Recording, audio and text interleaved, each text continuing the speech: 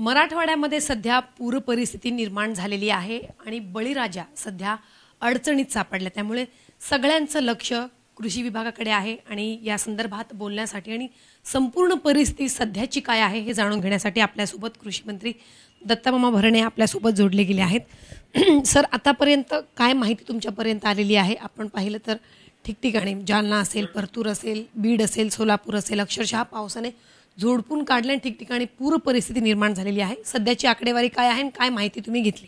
खरं तर आपल्या सगळ्यांना माहिती आहे की या राज्यामध्ये मेच्या शेवटच्या आठवड्यापासून मे, जून, जुलै, ऑगस्ट, सप्टेंबर आज दिवसाखेर खूप मोठ्या प्रमाणामध्ये या राज्यामध्ये पाऊस पडत आहे। पहिला पाऊस जो पडला तो विदर्भामध्ये, मराठवाड्यामध्ये पडला आणि आता सध्या मराठवाड्यामध्ये त्याचं प्रमाण हे जादा आहे।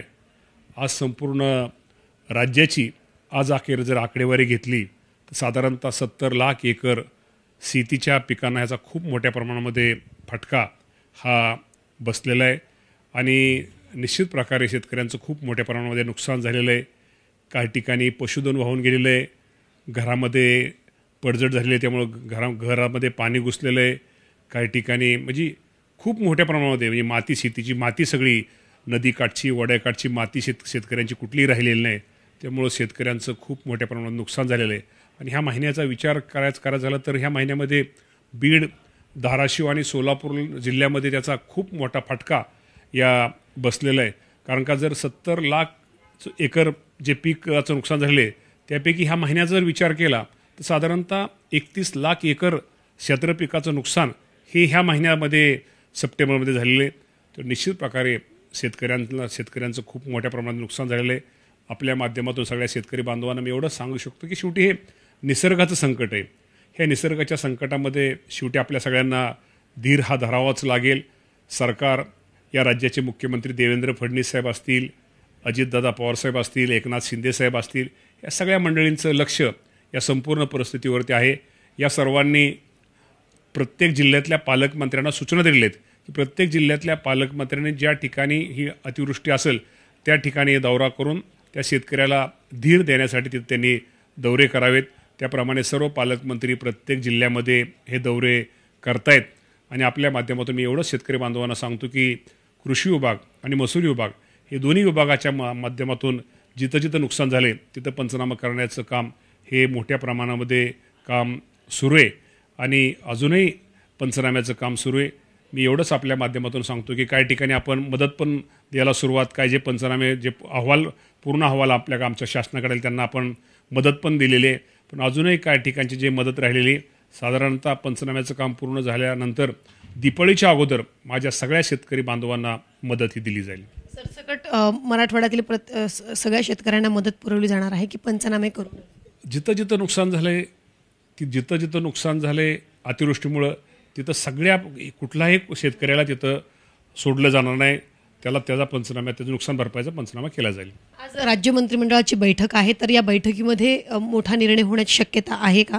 कारण सगळ्यांचं लक्ष म्हणजे सरकारचं पूर्ण लक्ष आहे मराठवाड्याकडे आणि सर्वसामान्य नागरिक सुद्धा आशेने बघते की आज नक्की काय निर्णय होणार। 100% शेतकरी आज खूप अडचणीत आहे।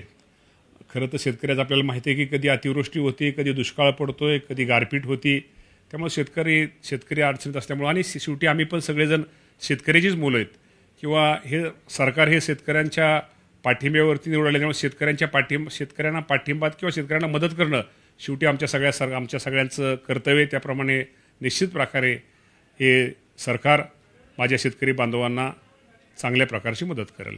सध्या ओला दुष्काळ जाहीर करावा अशी मागणी केली जाते आणि तशी परिस्थिती देखील निर्माण झालेली आहे, तर ओला दुष्काळ जाहीर करण्यासंदर्भात सरकार काही पावलं उचलणार आहे का? तशी तयारी केली जाते? ओला दुष्काळ जाहीर करण्यामध्ये आपल्याला माहिती आहे की शेवटी केंद्र सरकारचे काय निकष असतात, राज्य सरकारचे निकष, शेवटी हे निकष आणि हा जो निर्णय राज्याचे मुख्यमंत्री आणि दोन्ही उपमुख्यमंत्री आणि आमच्या मंत्रिमंडळातले सगळे सहकारी, माझं म्हणणं शेतकऱ्याला मदत झाली पाहिजे हा महत्त्वाचा विषय। आज शेतकऱ्याला निश्चित प्रकारे ह्या अडचणीच्या काळामध्ये सहकार्य दिले पाहिजे। निश्चित प्रकारे आमचं सरकार शेतकऱ्यांना सहकार्य करेल। पण त्यासाठी प्रयत्न केले जाणार आहे का किंवा करतायत का तुम्ही प्रयत्न? आज ओला दुष्काळ म्हणण्यापेक्षा आज मगाशी मला म्हटलं की शेवटी केंद्र राज्य सरकारचे काही निकष आहेत, काही नियम आहेत, हे सगळं नियमाला धरून विषय आपल्याला की शेतकऱ्याला मदत केली पाहिजे. आपण शेतकऱ्याला आपण ह्या निश्चित प्रकारे आपण मदत करू.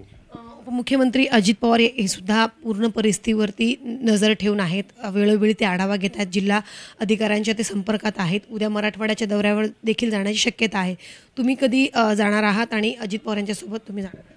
मी तर दौरे करतोयच, परंतु आम्ही काय केले की आम्ही प्रत्येक पालकमंत्र्यांना त्या जिल्ह्यामध्ये तिथं दौरे करण्यास सांगितलेले आहेत. मी पण जिथं शक्य तिथं जाणं, जिथं अजितदादा असतील किंवा मी स्वतः पण तिथं सगळीकडे मी पण जातोय.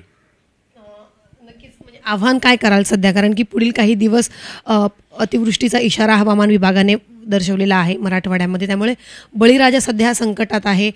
तुमच्याकडे खरं तर आशेने बघतोय, तर त्यामुळे काय आवाहन कराल? मी निश्चित प्रकारे शेतकऱ्याला एकच आव्हान करेल, हे संकट आहे, ह्या संकटाला आपल्या सगळ्यांना सामोरं तर गेलंच पाहिजे. शेवटी धीर तर आपल्या सगळ्यांना धरावाच लागेल. त्यामुळं हतबल अजिबात होऊ नका. ह्या अडचणीच्या काळामध्ये, तुमच्या संकटाच्या काळामध्ये निश्चित प्रकारे राज्य सरकार हे तुमच्याबरोबर आहे. त्यामुळे तुम्ही अजिबात काळजी करू नका. ओमराजे निंबाळकर यांचा सध्या व्हिडिओ सोशल मीडियावर प्रचंड व्हायरल होते. जेव्हा पूर परिस्थिती निर्माण झाली, लोक वाहून जात होते, त्यांना वाचवण्याचा त्यांनी प्रयत्न केलेला आहे. अक्षरशः ते पाण्यात गेले आणि त्यांनी बाहेर लोकांना काढलं. व्हायरल होतोय सध्या व्हिडिओ. सर्व स्तरावरून कौतुकसुद्धा केलं जाते. तुम्ही तो व्हिडिओ पाहिला का आणि त्याबद्दल काय तुमची प्रतिक्रिया? निश्चित प्रकारे ओमराजे शेवटी तिथले खासदार आहेत, तिथले लोकप्रतिनिधी. शेवटी लोकप्रतिनिधी या नात्यानं ज्यावेळेस पहिल्यांदा मला वाटतं तिथं अतिवृष्टी झाली, मी स्वतः तिथं त्या भागामध्ये धाराशिव जिल्ह्यामध्ये मी स्वतः गेलो होतो. त्यावेळेस ओमराजे निंबाळकर होते, तिथले आमदार होते, ही सगळीच मंडळी तिथं होती. आणि प्रत्येक ओमराजे त्यांनी तर प्रयत्न करतात, पण प्रत्येक तालुक्यामध्ये तिथले लोकप्रतिनिधी, आमदार असतील, खासदार असतील किंवा तिथले पालकमंत्री असतील, हे सगळेच या बाबतीमध्ये प्रयत्न करत आहेत आणि शेतकऱ्याला धीर देत आहेत. नक्की सर, धन्यवाद आमच्याशी बातचीत केल्याबद्दल. तर आता बघणं महत्त्वाचं असणार आहे की आज कॅबिनेट बैठकीमध्ये नक्की मराठवाड्यासंदर्भात काही मोठा निर्णय घेतला जातो का? बळीराजाला दिलासा देण्यासाठी फक्त कागदावरच नाही, तर आपल्याला ग्राउंडवरती काय नक्की परिस्थिती महायुती सरकारकडनं पाहायला मिळेल हे पाहणं महत्त्वाचं असणार आहे. आता सध्या तर पूर्ण परिस्थितीवरती कृषी मंत्री असतील किंवा मग राज्याचे मुख्यमंत्री असतील पूर्णपणे व्यवस्थित लक्ष ठेवून आहेत. मात्र आता मदती संदर्भात काय नक्की मोठा निर्णय सरकारच्या वतीनं घेतला जातो हे पाहणं महत्त्वाचं असणार आहे. व्हिडिओ जर्नलिस्ट प्रमोद गरुडसह सीमा आडे, झी 24 तास, मुंबई.